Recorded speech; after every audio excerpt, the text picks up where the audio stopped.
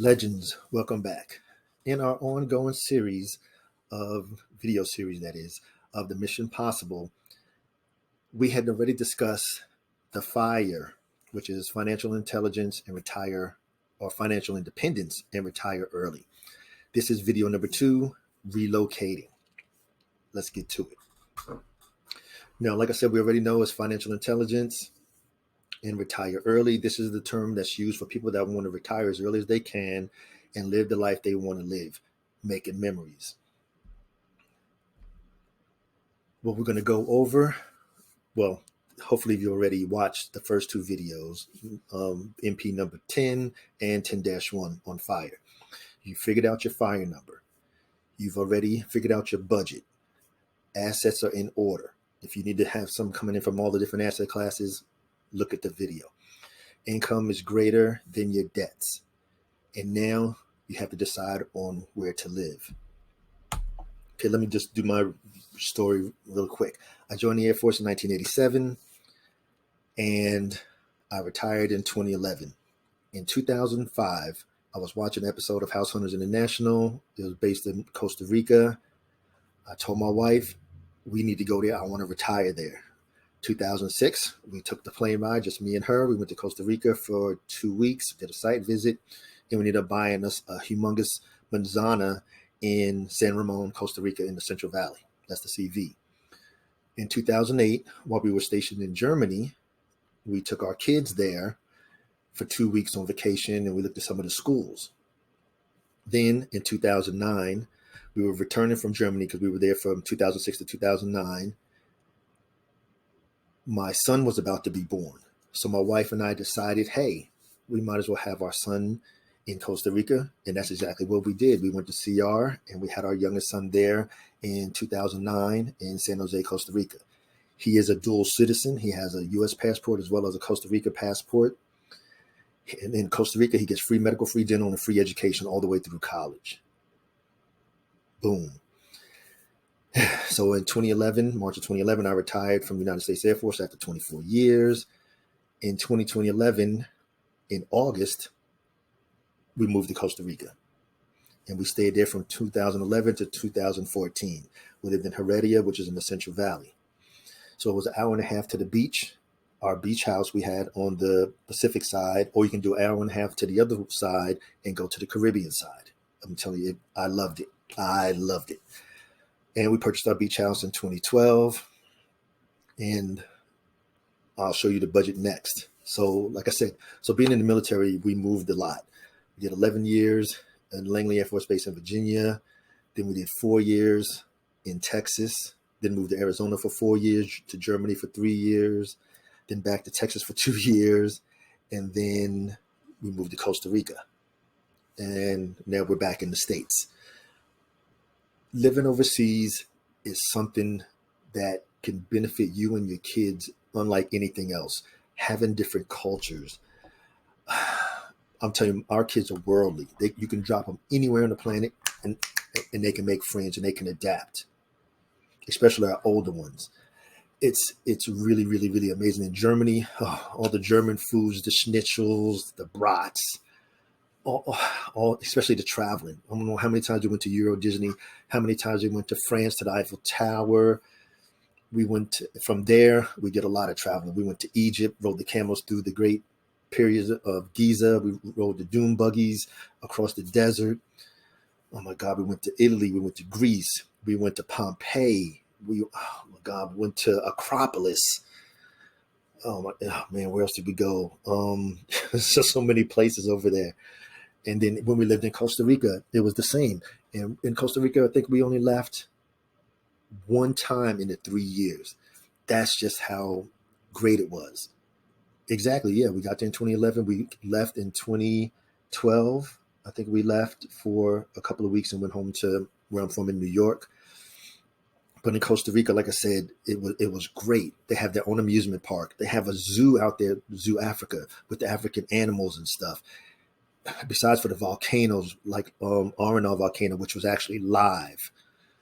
And then, like I said, the culture, the people were great to me.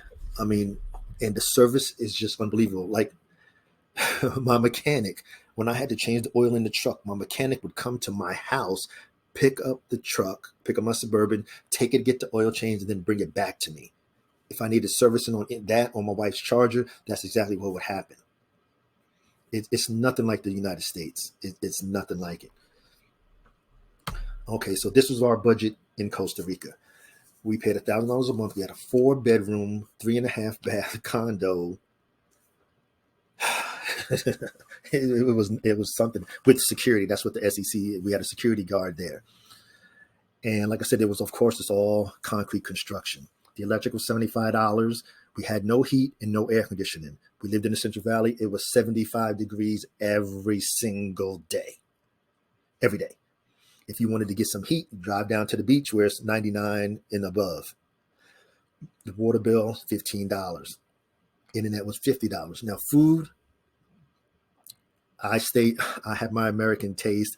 So like a box of Apple Jacks was $7. The 4-pack or 5-pack of the Johnsonville brats was $10. So me having them American standards made our bill higher. But when it came to fresh fruit, you could go to the market. My God, the pineapple tastes like candy. Then you can go to Automocado, which was one of the grocery stores, and you can come in a sealed Ziploc bag of the pineapple. I'm telling you, it was unbelievable. Strawberries, grapes, any kind of fruit. The mamachinos. Anybody that's been out of the country knows what the mamachinos. They look like they're spikes, and they are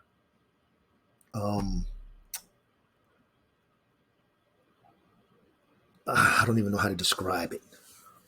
It's like it look like it spikes on the outside, and there's a grape in the middle with a seed in it. Anyhow, they're delicious. The food was just unbelievable. Okay, auto and the gas, they went by liters. Of course, the United States is still the only country in the world that still goes with gallons and not on the metric system. Now, the auto insurance was a little bit expensive. Of course, we drive in another country, and overseas, only USAA would normally do the vehicles. And I forgot what insurance company we had when we was in Costa Rica. The insurance agent came to the house, picked up the money or the check, and then went. I'm telling you, the service is totally different. Traveling in the country, that was, oh man, like I said, we went to the volcanoes. We stayed in Arenal. We go zip lining into the zoos, to the amusement park that they have there. Man, like I said, the whole 3 years, we only left one time because there was so much to do. Because the kids, when they were in school, they were in private school there at AIS, American International School.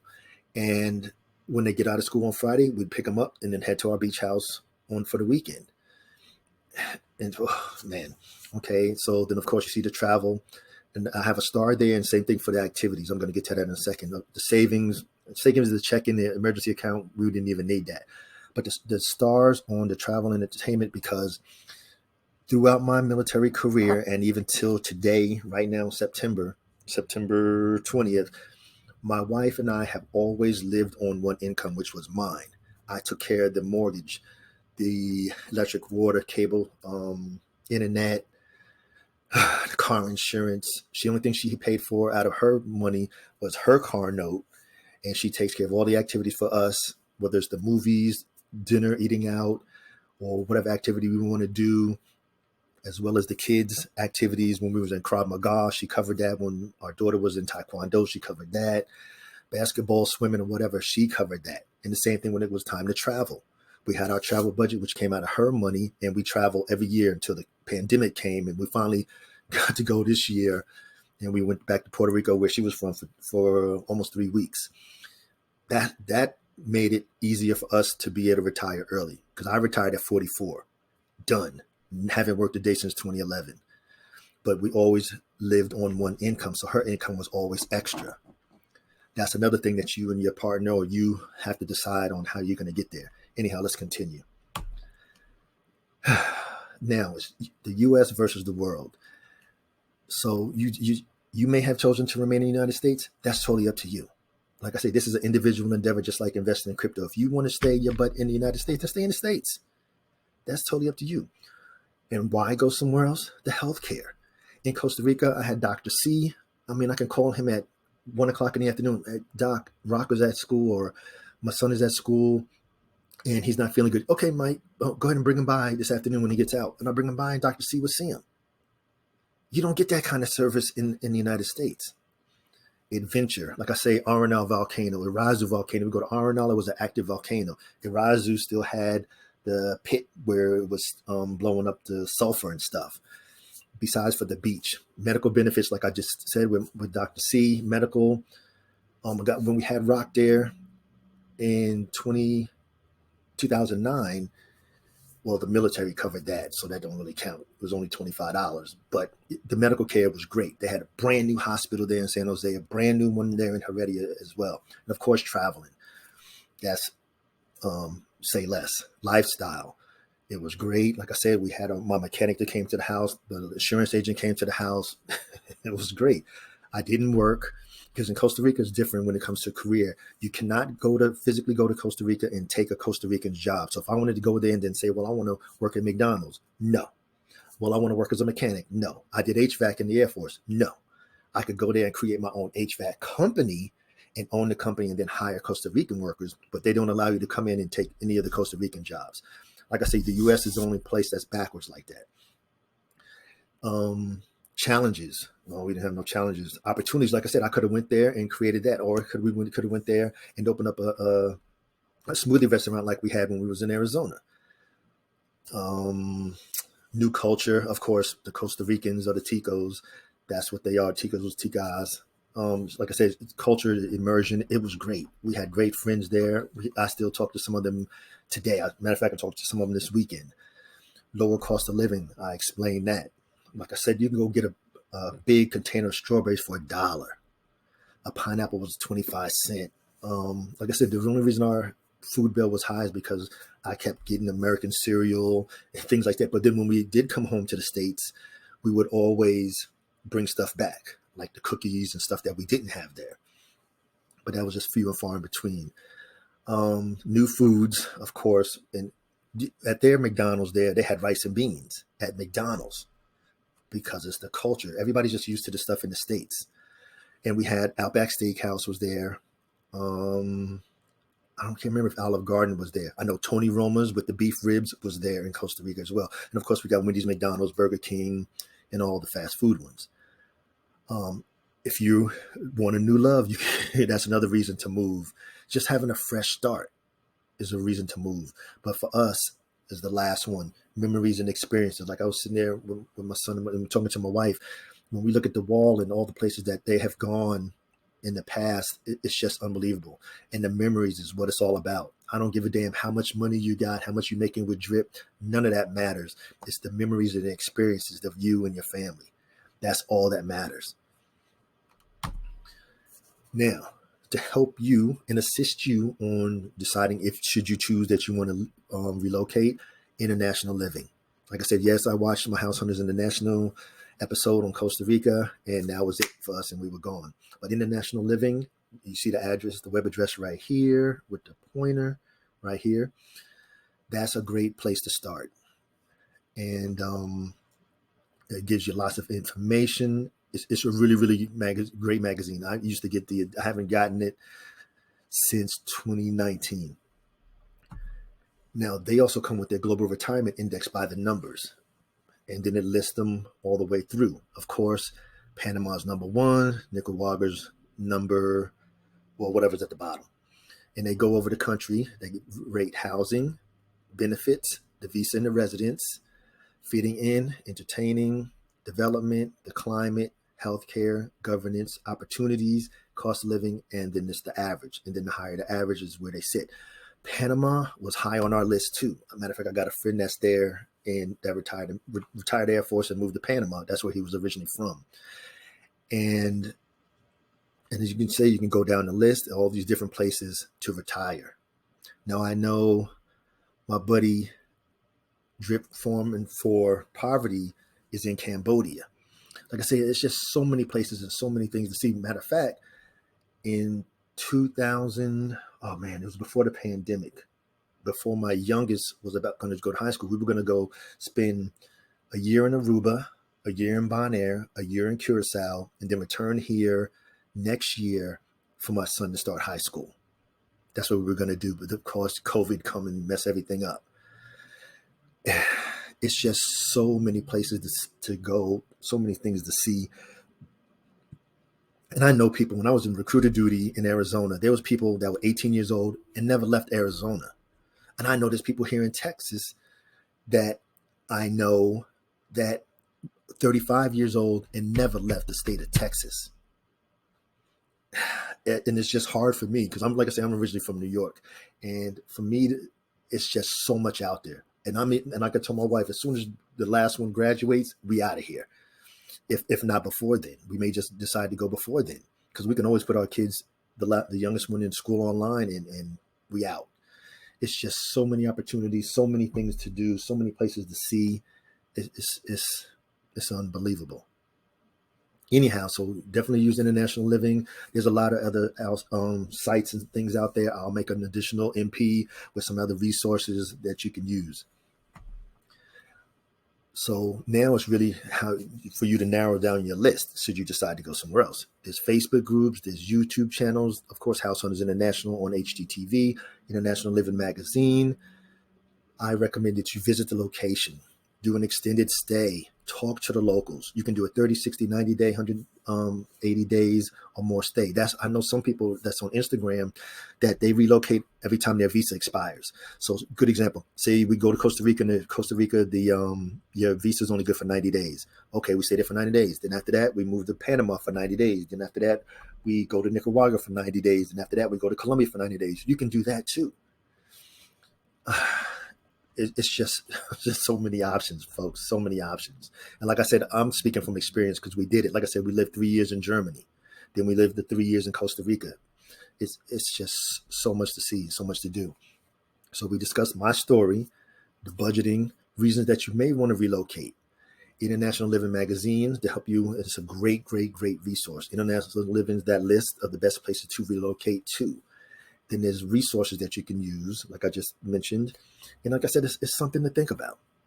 You may not want to leave wherever you are in the world. That's your choice. Like I said, this is an individual endeavor. You do what's best for you and your family.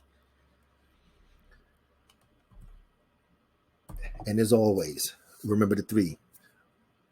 Crypto and investing, relocating is individual endeavor. You do what's best for you, your family, and your family's finances. Number two, we have the best development team and the best community in all of crypto.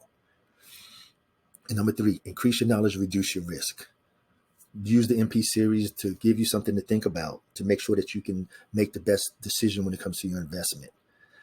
So please like, share, comment, and subscribe. Turn on your notifications. This MP series is created for each and every single one of you legends to help you navigate throughout the entire DRIP protocol. I don't make content, as you can see, I don't make content, oh, DRIP is going to be $80 tomorrow, DRIP going to make you a millionaire tomorrow.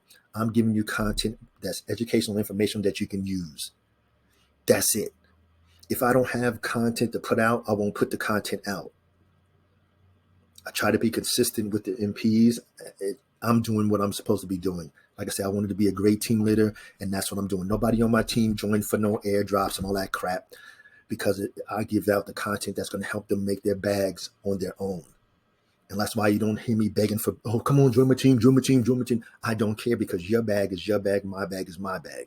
This is an individual endeavor. If all of my 557 legends are not on my team, that's fine. They're here, they're subscribing, and they're getting the content that I know that they can use.